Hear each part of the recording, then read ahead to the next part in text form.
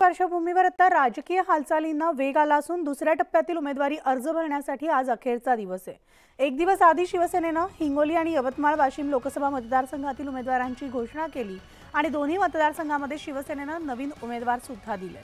हिंगोलीमध्ये बाबुराव कदम कोहळीकर तर यवतमाळ वाशिम मतदारसंघातून राजश्री हेमंत पाटील यांना उमेदवारी जाहीर करण्यात आली आहे।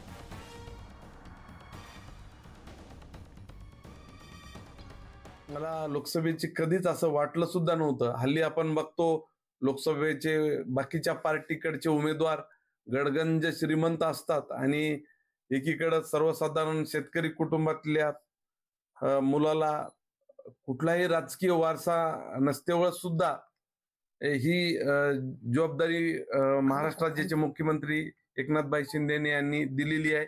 मी निश्चितच पार पाडेल। हिंगोली आणि यवतमाळ वाशिम लोकसभा मतदारसंघामध्ये शिवसेनेनं नवीन उमेदवार दिलेत। हिंगोलीमध्ये विद्यमान खासदार हेमंत पाटील आणि यवतमाळमधून विद्यमान खासदार भावना गवळी आग्रही होत्या, मात्र दोन्ही विद्यमान खासदारांचं तिकीट कापलेलं आहे। हिंगोलीत हेमंत पाटलांऐवजी बाबुराव कदम कोहळीकर यांना उमेदवारी देण्यात आली आहे आणि यवतमाळ वाशिममध्ये भावना गवळी यांच्याऐवजी राजश्री हेमंत पाटील यांना उमेदवारी जाहीर करण्यात आली आहे। शिवसेनेनं दोन्ही उमेदवारांची घोषणा केल्यानंतर हिंगोली आणि यवतमाळ वाशिम मतदारसंघातील लढत निश्चित झाली आहे। पहिली लढत म्हणजे हिंगोली आणि हिंगोलीमध्ये शिवसेनेकडून बाबुराव कदम कोहळीकर आणि ठाकरे गटाकडून नागेश पाटील आष्टीकर यांच्यात थेट लढत होणार आहे, तर यवतमाळ वाशिममध्ये शिवसेनेकडून राजश्री पाटील तर ठाकरे गटाकडून संजय देशमुख यांच्यात ही लढत असणार आहे।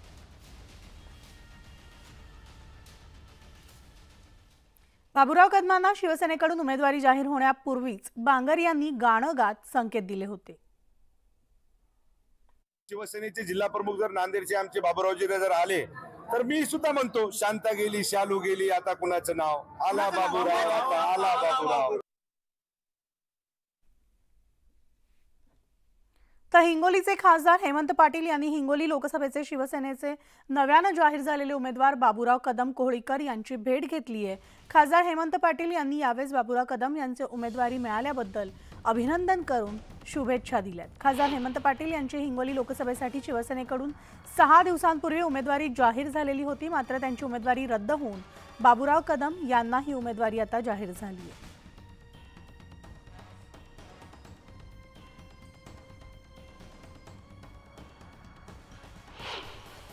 वरिष्ठांच्या पक्षश्रेष्ठींच्या काही अडचणी असतात, 3 पक्षांचं एकत्रित हे सरकार चालतंय, काही तडजोडी असतात। हे करत असताना एक त्यांचा जवळचा सहकारी या नात्याने मला त्यांनी सांगितलं की काही अडचणी आहेत, काही गोष्टी आपल्याला स्वीकाराव्या लागतील। निश्चित थोडीशी वाईट तर वाटतंच, परंतु एक पक्षाचा कार्यकर्ता म्हणून मी काम करणार आहे आणि निश्चित ही जागा निवडून आणण्यासाठी मदत करणार। तर राष्ट्रवादी काँग्रेसचे आमदार एकनाथ खडसे पुन्हा स्वगृही भाजपमध्ये परतणार असल्याच्या चर्चांना उधाण आले। याच मुद्द्यावरून भाजप नेते गिरीश महाजन यांनी एकनाथ खडसे यांना डिवचलंय, पण तरीही त्यांनी सूचक वक्तव्य केलंय। ज्या पक्षानं आपल्याला आमदार केलंय त्याच पक्षाला विश्वासात घेऊन दुसऱ्या पक्षात जाईल असं त्याचं म्हणणं योग्य आहे का, असं म्हणत त्यांनी खडसेंना सवाल विचारलाय। तर उद्धव ठाकरे आणि उन्मेष पाटलांवर सुद्धा त्यांनी टीका केली आहे।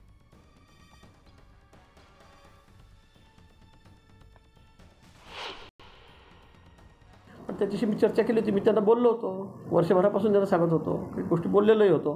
तर तुम्हाला सांगण्याची म्हणजे सांगण्यासारख्या काही आवश्यकता नाही आहे, अंतर्गत काही गोष्टी होत्या।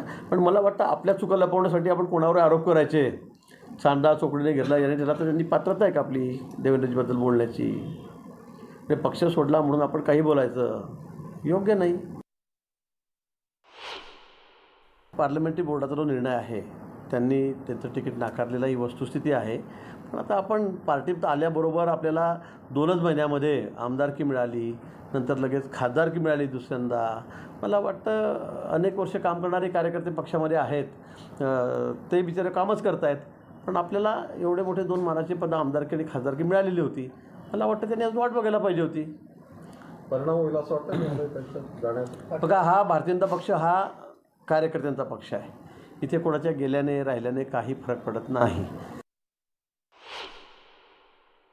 त्यांना जर सगळे ओळखतात, त्यांचं एवढं सगळ्यांची परिचय आहे, मला यांना विचारायची गरज नाही म्हणतायत, तर मग मला प्रश्न त्यांना हाच आहे की बा माझं एवढे चांगले संबंध होते, तर मग तुमच्यावर इतके अशी परिस्थिती आज का आली, एवढी ही जी तुमच्यावर परिस्थिती आली ती का आली? त्यांचा प्रवेश झालाय का भाजपामध्ये एकनाथ खडसेंचा? ते त्यांनीच सांगावं ना, ते मला काय माहिती. ते दिल्लीला कसे गेले, मग आता प्रवेश झाला असता, ते एवढं मोठं नेतृत्व आहे राज्याचं, तर ते कळालं असतं ना.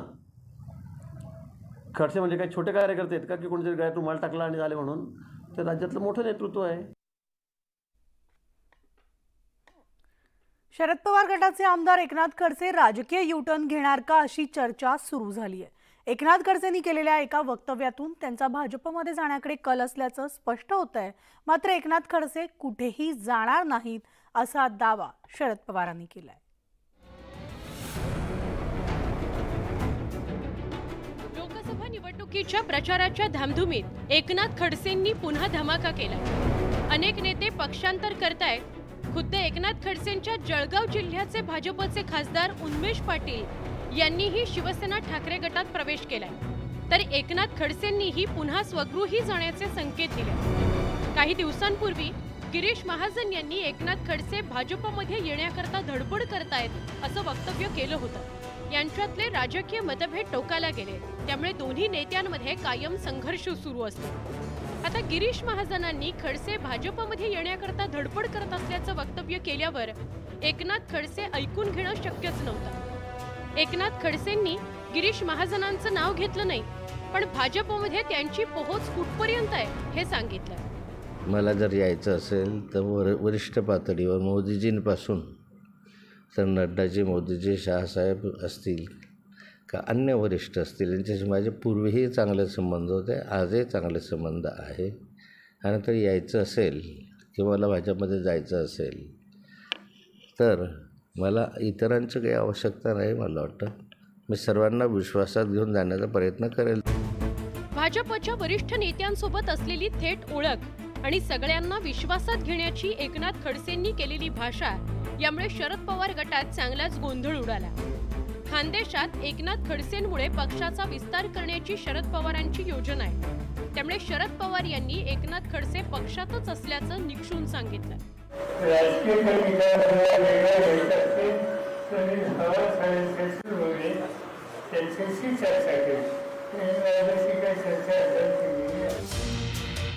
एकनाथ खडसे भाजपच्या स्थापनेपासूनच पक्षात होते.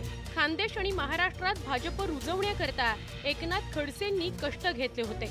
पक्षांतर केलं असलं तरी भाजपच्या मुशीत तयार झालेले एकनाथ खडसे आता त्यांच्या सोबतच्या कार्यकर्त्यांना विश्वासात घेऊन काय निर्णय घेतात याकडे राज्याचं लक्ष आहे. Bureau report, news 18 Lokmat.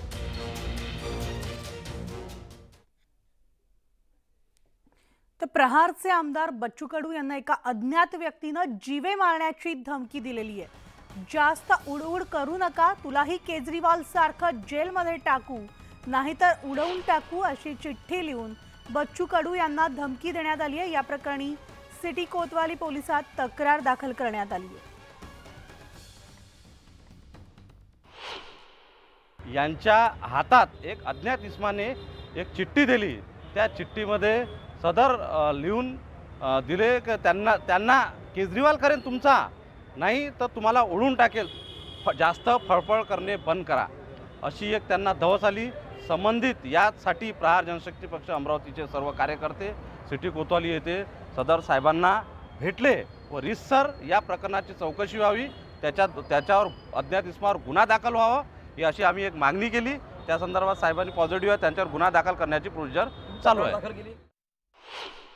तर आज रोजी पोलीस स्टेशन कोतवाली या ठिकाणी या संदर्भामध्ये भारतभूषण उर्फ बंटी नानाजी रामटेके प्रहार पक्षाचे कार्यकर्ते आहेत, यांनी या ठिकाणी पोलीस स्टेशनला रीतसर तक्रार दिलेली आहे. त्यानुसार आम्ही भारतीय दंड संहिता कलम 506 अन्वये गुन्हा दाखल केलेला आहे. श्री बच्चूभाऊ कडू हे विधानसभा सदस्य आहेत, महत्त्वाचे व्यक्ती असल्यामुळे त्यांच्या सुरक्षेचा प्रश्न महत्त्वाचा आहे. पोलीस त्यासाठी सक्षम आहे. तर राज्यात जागा वाटपाच्या मुद्द्यावरून मविया आणि महायुतीमध्ये जोरदार रस्सीखेच सुरू आहे. महायुतीमधील तिन्ही पक्षांमध्ये काही जागांसाठी जोरदार चुरस पाहायला मिळते। त्यामुळे विद्यमान खासदारांना पुन्हा तिकीट मिळावं यासाठी मुख्यमंत्री शिंदेंची कसरत सुरू आहे। तर याच पार्श्वभूमीवर प्रहारचे नेते बच्चू कडू यांनी भाजपवर हल्लाबोल केलाय। कडूंनी मुख्यमंत्री शिंदेंवर दबाव असल्याचं वक्तव्य केलंय। तर दबावाची चर्चा दुर्दैवी असल्याचं प्रत्युत्तर शिवसेना प्रवक्ते शिरसाट यांनी दिले।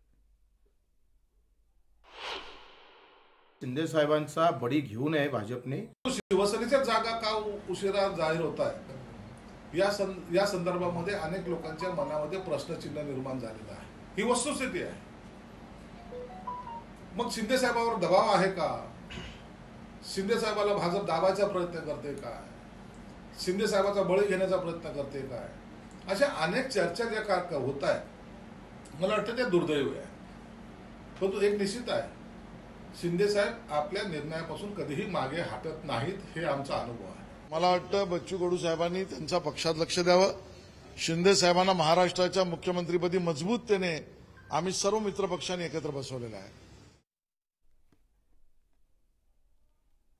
आणि या बातमीचं बुलेटिनमध्ये एक छोटासा ब्रेक घेऊन लगेचच परततोय। पाहत राहा न्यूज 18 लोकमत।